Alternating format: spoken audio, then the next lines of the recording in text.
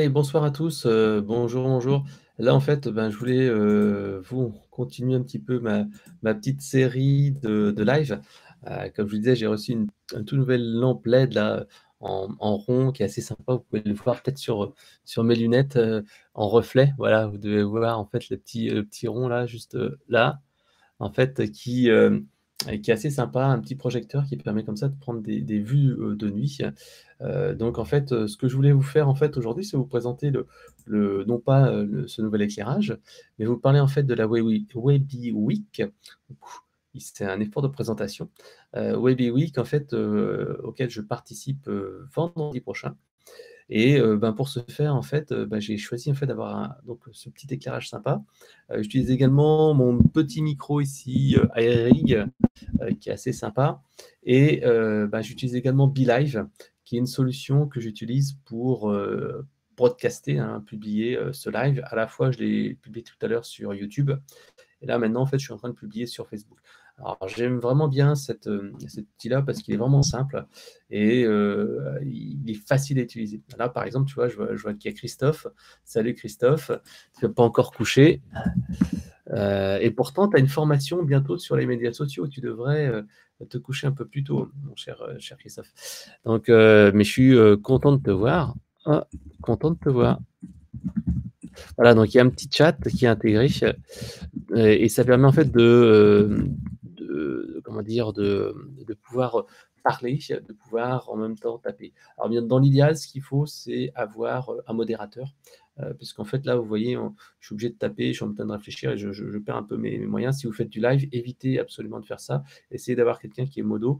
Moi, quand je fais en fait comme ça comment dire, des webinaires, j'ai toujours donc moi, et puis j'ai une personne en fait à côté de mes collègues de bureau qui est là pour prendre les questions en live. Et ensuite, moi, ce que je fais, c'est que je fais uniquement une sélection des questions. Et bien sûr, je ne les prends pas tous quand je fais des questions, parce que parfois, il y a certains trucs qui ne sont pas intéressants.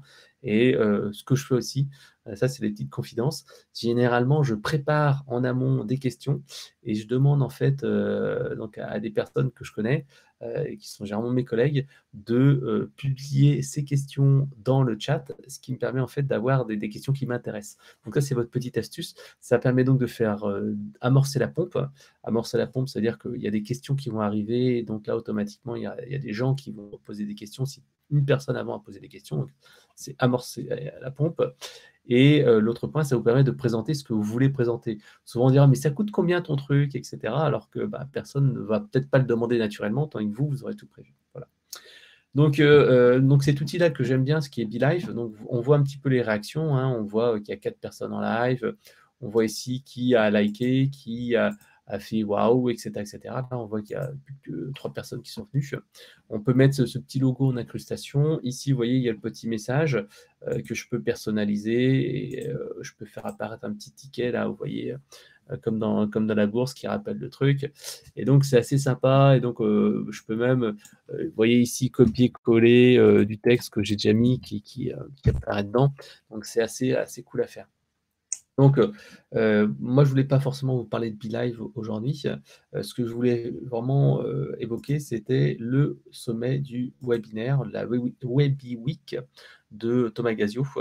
Et donc, en fait, c'est donc à partir de la semaine prochaine, du 8 au 12, en fait, il y a 8 experts qui vont intervenir tous les jours pour donner des conseils pour tout simplement exposer son score avec les webinaires.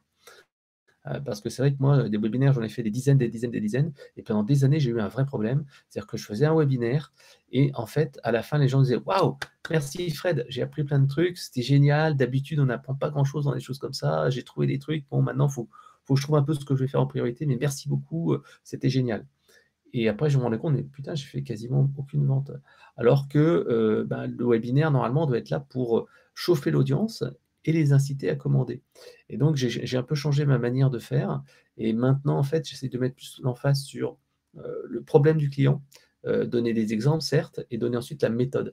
Parce que si vous donnez toute la méthode, c'est comme si ben, vous étiez consultant et vous donniez toute la solution directe bah, au problème du client. Ben, il n'a plus besoin de faire appel à vous. Donc voilà, donc c'est pour ça que c'est intéressant de suivre cette Webby Week, parce que vous allez vraiment avoir des conseils comme ça qui sont faits par des professionnels et qui vont vous aider à vendre par le webinaire.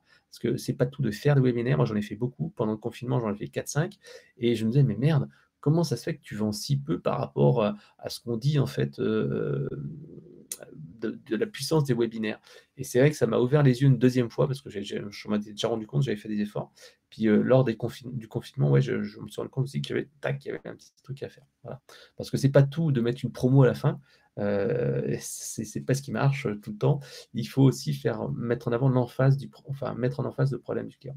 Un autre astuce que je vous conseille de faire aussi, c'est de faire gagner en fait un petit cadeau aux personnes qui viendront au live.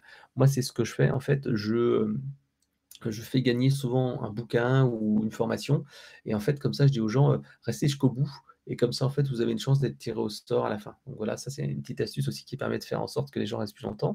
Si vous faites du Facebook Live, là, je ne l'ai pas fait, mais vous pouvez en fait mettre, un chatbot Messenger et donc en fait, quand les gens tapent un message clé, un message type, et ben, en fait, ils sont entrés dans une séquence et ensuite ils peuvent recevoir, une séquence de messages. Donc un chatbot, c'est super utile si vous faites du Facebook Live. Voilà. Donc dernier point, je voulais quand même vous faire un petit teaser de ce que je vais, expliquer, lors de la Oui Oui Week, donc vendredi prochain à 13h. Donc si vous voulez, on va déjeuner ensemble. Enfin moi, j'aurais mangé un peu avant, mais on déjeunera ensemble. Donc, je vous donnerai quelques trucs et astuces et le premier, qui ne sera pas en fait sur, le webinaire en lui-même. Moi, je me concentre plutôt sur la transformation, la conversion et la génération de trafic. Le premier, c'est en fait penser multicanal. On dit toujours le succès d'un webinaire, c'est la liste. Donc, il faut bien sûr envoyer un email sur sa liste. Mais, ça ne suffit pas. Si vous faites juste ça, vous envoyez un email, vous faites quoi? Vous gâchez au moins de 80 du résultat du webinaire. Donc première chose, c'est que vous faites le webinaire, vous envoyez un email. Ensuite, bien sûr, cet email, vous faites en AB testing, c'est-à-dire que vous allez tester 2 versions d'un même email. Moi, je le fais régulièrement, quasi systématiquement et en fait, je me rends compte que parfois on peut doubler, mais vraiment doubler le taux de conversion d'un email. C'est-à-dire au lieu d'avoir, je sais pas, 1 d'inscrits, vous aurez 2 d'inscrits en faisant des petites modifs très simples. Par exemple, mettre une émoticône, un emoji dans l'email ou changer l'intitulé. Enfin, surtout l'objet. L'objet et l'expéditeur qui sont vraiment importants. Et là, vous allez vraiment déjà avoir. Parfois, vous pouvez même doubler, comme je vous le disais, ça m'est arrivé, doubler le taux d'ouverture d'un email avec un changement d'objet. Voilà. Deuxième chose, les gens en fait qui ouvrent l'objet, et qui ouvrent l'email, mais qui ne s'inscrivent pas. Donc faites en fait, une liste en fait dans votre solution d'emailing. Normalement, vous pouvez faire ça. Vous prenez les gens qui ont, ouvert l'email, mais qui n'ont pas cliqué et tout simplement, vous allez leur renvoyer 3, 4, 5 jours plus tard un email avec un objet différent, peut-être un expéditeur différent et tout simplement, vous allez, leur mettre un rappel du contenu du webinaire, peut-être un peu revu si vous avez vu qu'il y a des trucs qui n'étaient pas terribles, mais changer l'expéditeur, changer l'objet et là, bam, vous allez cartonner. Alors, sur l'expéditeur, vous allez me dire, mais Fred, ouais, qu'est-ce que tu racontes? Ben, en fait, tu as 2 possibilités. Soit en fait, tu vas tout simplement mettre un expéditeur autre personne de l'entreprise. Par exemple, moi, il y a Frédéric et il y a Sabrina. Et parfois, les gens ouvrent plus avec Sabrina, parfois avec Frédéric, c'est pas tout le temps vrai, mais changer comme ça l'expéditeur. Et la première fois, quand j'ai mis en place Sabrina, ça a cartonné. Deuxième chose, utiliser un nom de domaine autre. Moi, j'utilise conseilmarketing.com et conseilmarketing.fr. Et les deux, en fait, font que bah, j'ai la possibilité d'avoir un double impact. Et comme ça, quand je renvoie un email, parfois .fr ça passe moins bien, .com ça passe moins bien, etc. etc. Je reviendrai sur des petites astuces aussi de délivrabilité, comme avoir une IP dédiée, avoir deux solutions d'emailing et tout ça. Donc ça, c'est vraiment important. Bon, je vous donne deux, trois astuces rapidos aussi. Le troisième point, c'est que donc vous avez ces non-ouvreurs qui ouvrent toujours pas vos messages malgré les relances.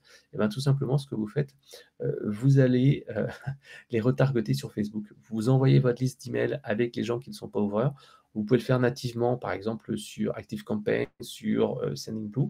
Et donc, en fait, ça va vous créer une audience et vous allez pouvoir, par exemple, faire une publicité vidéo disant «Hé, hé, hé, tu t'es pas inscrit à mon webinaire». Et là, en fait, vous allez encore toper des personnes en plus. L'autre point, c'est également essayer d'aller récupérer les 06 des personnes. Comme je vous disais tout à l'heure en teaser, si vous voulez faire rester les gens plus longtemps, faites un petit concours. Et donc, vous les faites s'inscrire à votre webinaire et ensuite, soit juste après, vous envoyez un autre message ou alors juste derrière dans la page de confirmation, dites: «Hey, je vais faire un concours ce jour-là, si tu veux gagner au sort, donne-moi ton 06 afin de pouvoir, 1 être averti du webinaire et 2 en fait, pouvoir être tiré au sort». Et là, bim, vous allez récupérer un numéro de téléphone, donc ça va faire que vous allez pouvoir relancer les personnes par SMS le jour J. Et le troisième truc, enfin le deuxième truc plutôt, c'est que vous allez pouvoir en fait leur envoyer un message vocal. Message vocal, j'en parle tout le temps, ça coûte 13 centimes le message vocal. Vous allez tout simplement en fait, enregistrer avec votre téléphone un message: «Bonjour, salut, c'est Fred, tu as assisté à mon webinaire lors du Webi Week, j'espère qu'il t'a plu, blablabla, je fais une promo spéciale» et cetera. Et donc en fait, le fait d'avoir un message personnalisé qui tombe sur le répondeur, sincèrement, ça fait un effet pas mal. Et ça permet en fait d'aller, toucher ce petit pourcentage de gens que, bah, vous n'auriez pas forcément pu appeler au téléphone. Et pourtant avec cette relation personnalisée, ce petit message, ils vont se dire: «Ah ouais, c'est vachement sympa, un message audio, il m'a appelé au téléphone, waouh, je suis vraiment surpris» et vous allez créer cet effet waouh. Voilà.